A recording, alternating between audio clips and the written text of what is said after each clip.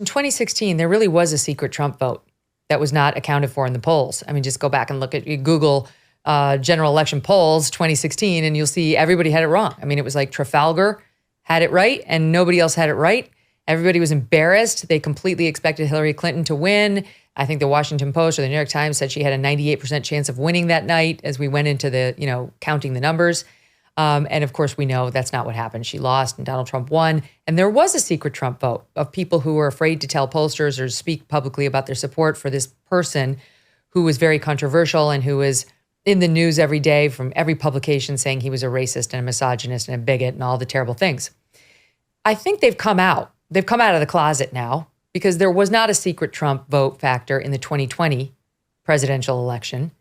And it's less stigmatizing, I think, in today's day and age to say you like Trump. They know, they've seen the numbers. Half the country voted for Trump. It's really not that controversial. Virtually all Republicans voted for Trump back in 2017. He didn't get, 2020. He didn't get the, 17,000 that he needed to put him over the top. But, the point is it's not as bad to say it. So I don't know about these polls, whether there's a hidden Trump vote or not, because some people say the numbers for Trump are even more inflated than polls like the Journal are showing. The Journal poll that you just referenced shows now that, stand by, the negative views of Biden's age and performance in office help explain why only 39% of voters have a favorable view of him. He's got just a 42% job approval. He's seen favorably by just 39%. 57% disapprove of him. 73% of voters say they feel Biden is too old to seek a second term. That's unbelievable. 73%. 2/3 of Democrats say he's too old to run again. That's amazing. Only 47% of voters say that Trump, who's 77 years old, he's only 3.5 years behind Biden, is too old to run again. So the age problem is not being held against Trump. I would say, you guys, this is proof that it's not an ageism problem. The voters are not ableist. They're not ageist.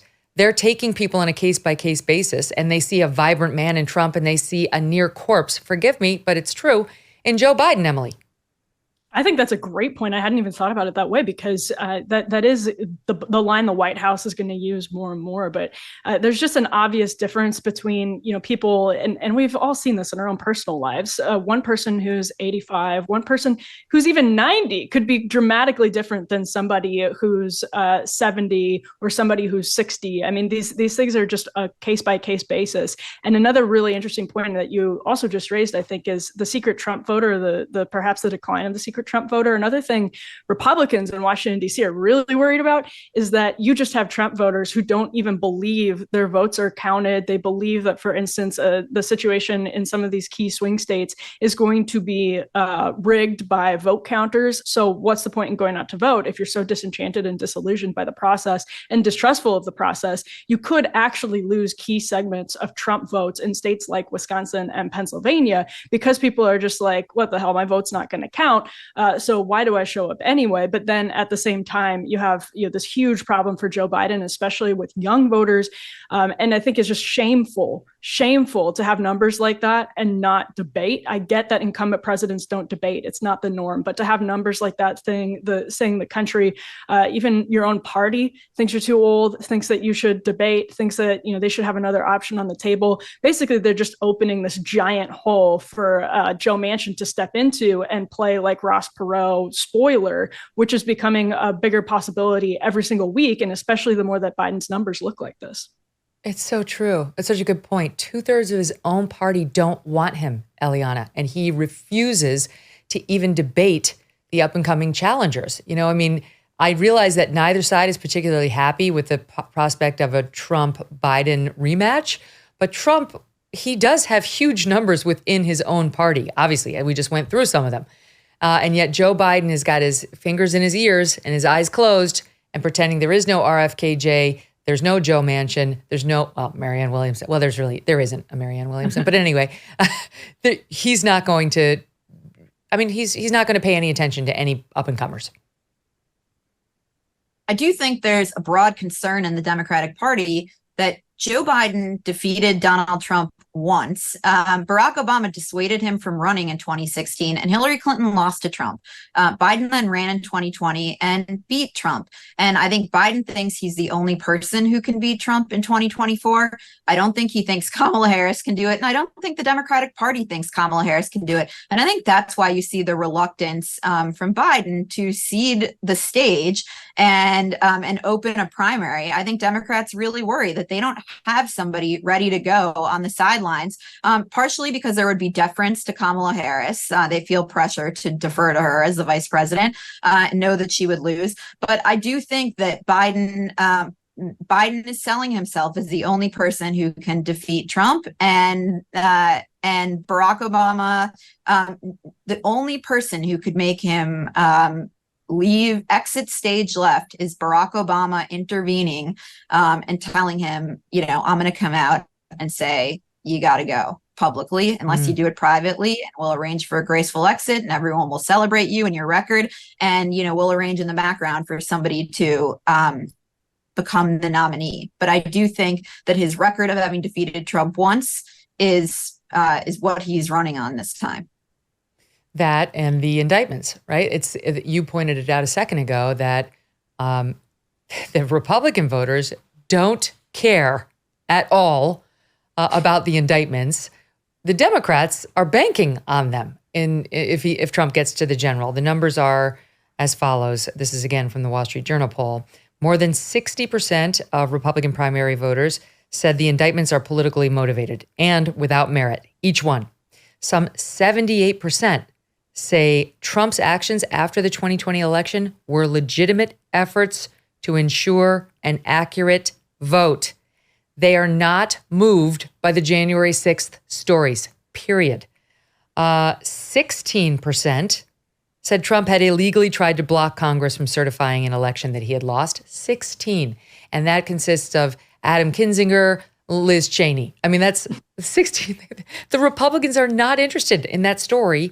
About half, 48%, said the indictments made them more likely to vote for Trump in 2024. So you've got 1 out of 2 Republican voters saying, I don't believe the charges. I think they're total bullshit. He had every right to protest the election. And if anything, it's made me more likely to vote for him. The country's in an existential crisis, and I'm going to vote for Team Sanity.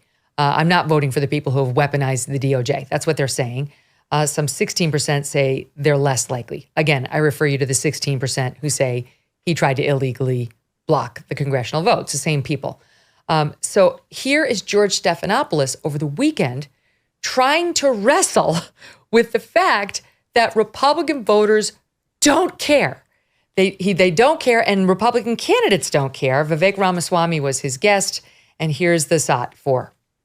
Your hand shut up pretty fast at the debate when you were asked whether you would vote for Donald Trump in the general election, even if he was a convicted felon. Can you just explain why you would vote for a convicted felon for president? I'm asking you why you made the promise. Why do you think it's okay for a convicted felon to be president? You find his actions abhorrent around January 6th. You said he was wrong to take the classified information. You said you would not do that yourself, yet you still say you would vote for him for president. That's what I don't get. Sir, that man is the front runner for the Republican nomination right now. He's a former president of the United States. He's leading you by 40 points, yet you still say you would vote for him despite what you say about his behavior. That's the question I am asking. So your bottom line is that you would vote for a convicted felon because other people are voting for a convicted felon? So Emily, we cut that just to show he doesn't get it. Like the whole left half of the country, it's like we had a plan. And why aren't you responding to our plan? He's terrible. He's a criminal.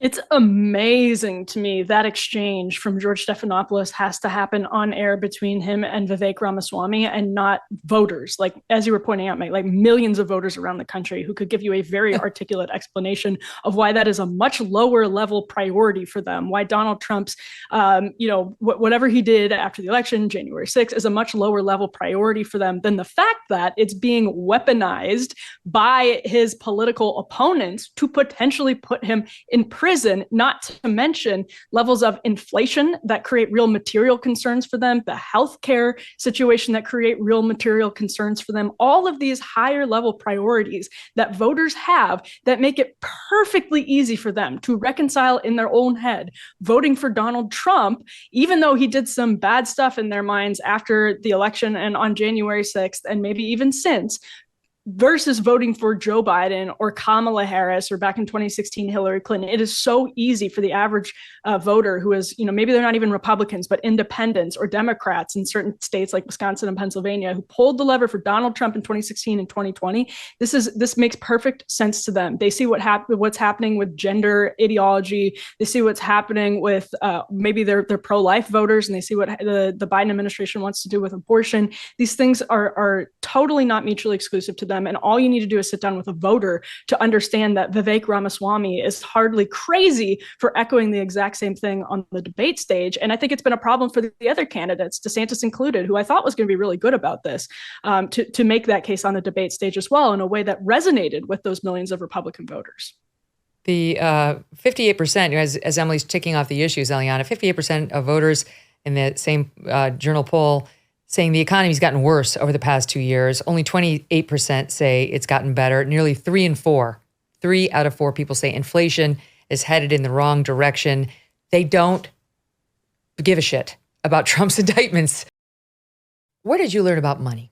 Budgeting, saving, investing, and spending. If you're like me, it certainly wasn't in school.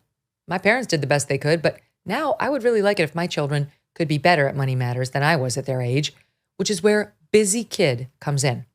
Busy Kid is an interactive money management app for kids and teens to help them learn how to earn, save, invest, and spend money wisely. It gives them real-life experience and allows parents to still be a safety net with approvals and monitoring. The more kids earn, save, invest, and spend on the app, the more they build healthy financial routines to use as adults. Busy Kid is great for kids and teens 5 to 7 years old, and everyone gets a personalized debit card to learn how to shop and how to manage invisible money. Busy Kid is offering a limited time special for our audience right now, 20% off a family subscription. So for less than $4 a month, this app and card can transform how your children think about and use money. To start, download Busy Kid and enter the promo code MK to get 20% off. Again, download Busy Kid, use the promo code MK for 20% off. There's even a 30-day guarantee. Hey, thanks so much for watching. If you like what you just saw, hit the subscribe button for more clips and full episodes.